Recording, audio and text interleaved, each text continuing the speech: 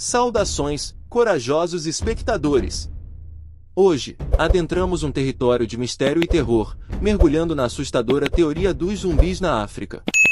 Preparem-se para uma investigação arrepiante enquanto exploramos narrativas que vão além do imaginário convencional. Olá, sejam bem-vindos ao universo mais que curioso. Em um continente onde a rica tradição cultural se entrelaça com histórias ancestrais, surge uma teoria envolta em trevas. Vamos desvendar os mitos e lendas que deram origem à perturbadora concepção de zumbis na África. Zumbi ou zombi é uma criatura cujo estereótipo se define, nos livros e na cultura popular, como um cadáver reanimado usualmente de hábitos noturnos, que vive a perambular e agir de forma estranha e instintiva, um morto-vivo, um ser privado de vontade própria, sem personalidade. Os zumbis são mais comumente encontrados em obras do gênero de terror e fantasia. Segundo o estereótipo popular, um zumbi é um ser humano dado como morto que, após sepultado, foi posteriormente desenterrado e reanimado por meios desconhecidos. Devido à ausência de oxigênio na tumba, os mortos-vivos seriam reanimados com morte cerebral e permaneceriam em estado catatônico, criando insegurança, medo e portando-se de forma a ver os seres humanos normais como presas. Os zumbis não são por completo míticos. Há rituais necromânticos, em particular ligados à religião do vodu haitiano, que, realizados com o intuito maligno de subjugar e gerar subserviência a seus invocadores, trazem, à realidade, o conceito de zumbi.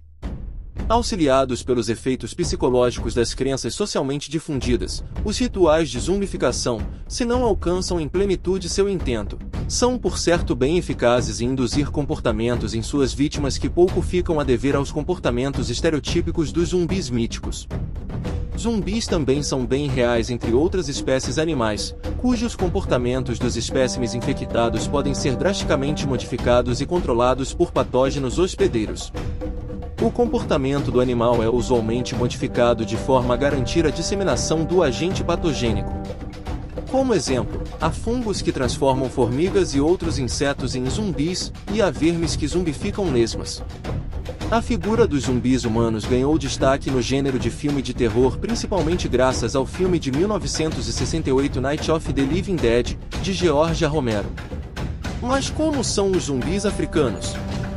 Segundo as crenças angolanas e afro-brasileiras, zumbi, ou kazumbi, é um espírito de um morto que vaga à noite assombrando as pessoas, inclusive em seus sonhos. De acordo com os princípios do vodu haitiano, uma pessoa morta pode ser revivida por um sacerdote ou feiticeiro. Zumbis permanecem sob o controle do Bokor, já que não têm vontade própria. Existe também, dentro da tradição do vodum da África Ocidental, o astral zumbi, que é uma parte da alma humana capturada por um sacerdote e usada para aumentar o poder desse sacerdote. O astral zumbi é, normalmente, mantido dentro de uma garrafa que o sacerdote pode vender aos seus clientes para dar sorte ou sucesso financeiro. Acredita-se que, após um tempo, Deus tomará essa alma de volta, o que torna o zumbi uma entidade espiritual temporária. A lenda vodu sobre o zumbi diz ainda que quem o alimenta com sal vai fazê-lo retornar para o túmulo. Em 1937, enquanto pesquisava o folclore do Haiti, Zora Neale Hurston encontrou o caso de uma mulher que apareceu em uma aldeia. Uma família alegou que ela era Felícia Félix Mentor, uma parente que havia morrido e sido enterrada em 1907 com idade de 29 anos. Hurston alegou que os rumores se deveram ao uso de uma poderosa droga psicoativa por parte das testemunhas do fato, mas ela foi incapaz de localizar os indivíduos para obter mais informação. 9. Várias décadas depois, Wade Davis, um etnobotânico de Harvard, apresentou um caso farmacológico de zumbis em 2 livros, A Serpente e o Arco-Íris, 1985, e Passagem das Trevas, A Etnobiologia do Zumbi do Haiti, 1988. Davis viajou para o Haiti em 1982, e como resultado de suas investigações, afirmou que uma pessoa viva pode ser transformada em um zumbi injetando-se algumas substâncias específicas na sua corrente sanguínea, geralmente através de uma ferida. Ponto 4. Na primeira fase, administra-se uma substância chamada pelos nativos de cu de podre, traduzido do francês, tiro de pó, que inclui a tetrodotoxina, TTX, uma poderosa neurotoxina encontrada na carne do baiacu, ordem Tetraodontidae, fatal se não administrada com extrema cautela. Substâncias extraídas da pele do sapo-bufo também tomam parte na mistura, e o efeito da combinação das drogas é simular um estado de morte clínica, onde os batimentos cardíacos e a respiração são suprimidos ao ponto de se tornarem imperceptíveis. A pessoa sendo zumbificada é, então, literalmente enterrada como se morta estivesse, incluso com cerimônia fúnebre, e, posteriormente, desenterrada em um prazo não superior a 8 horas, ou seja, antes que realmente morra por asfixia. 4. A segunda parte do ritual consiste na administração contínua de uma poção com drogas dissociativas tais como a datura. Tais drogas induzem um estado de confusão mental e desconexão com a realidade, destroem todas as memórias recentes e a percepção temporal, fazendo os zumbis ficarem inteiramente sujeitos às vontades do Bokor. Administrada em intervalos de tempos regulares, as drogas mantêm os zumbis em estados semipermanentes de delírio psicótico induzido. Os efeitos psicológicos das crenças difundidas entre os demais na sociedade contribuem para a manutenção do estado mental, e os zumbis podem, então, ser vendidos como escravos para trabalharem nas plantações de cana-de-açúcar. 4. Davis também popularizou a história de Clairville Narcisse, um dos primeiros casos de zumbi oficialmente registrados. Clairville teria sucumbido ao ritual de zumbificação em 1962.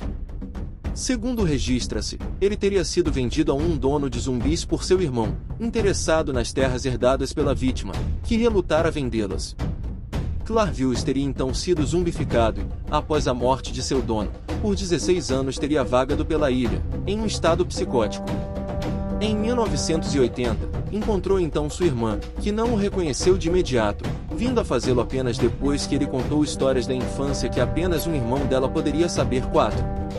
Em suma, o processo descrito por Davis era um estado inicial de morte, com animação suspensa, seguido pelo redespertar, normalmente depois de ser enterrado, em um estado psicótico. Davis sugeriu que a psicose induzida por drogas e pelo trauma psicológico de ter sido enterrado, reforçavam as crenças culturalmente aprendidas e levavam os indivíduos a reconstruir sua identidade como a de um zumbi, uma vez que, após a experiência a que eram submetidos, eles passavam a acreditar que estavam mortos e não teriam mais outro papel para desempenhar na sociedade haitiana. Segundo Davis, os mecanismos sociais de reforço desta crença serviam para confirmar para o indivíduo a sua condição de zumbi e tais indivíduos passavam a ser conhecidos por passear em cemitérios, exibindo atitudes e emoções deprimidas.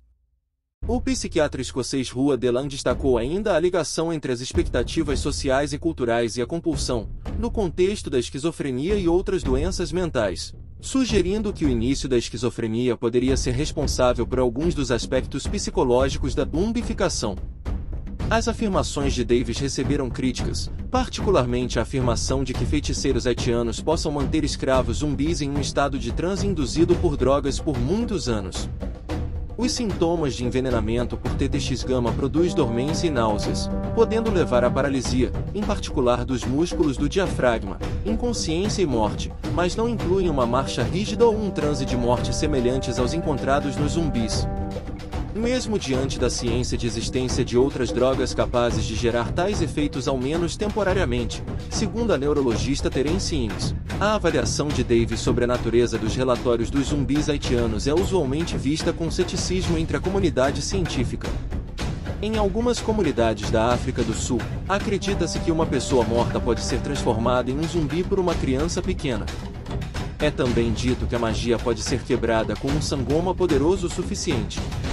Ao encerrarmos nossa investigação, refletimos sobre as múltiplas camadas dessa teoria sombria.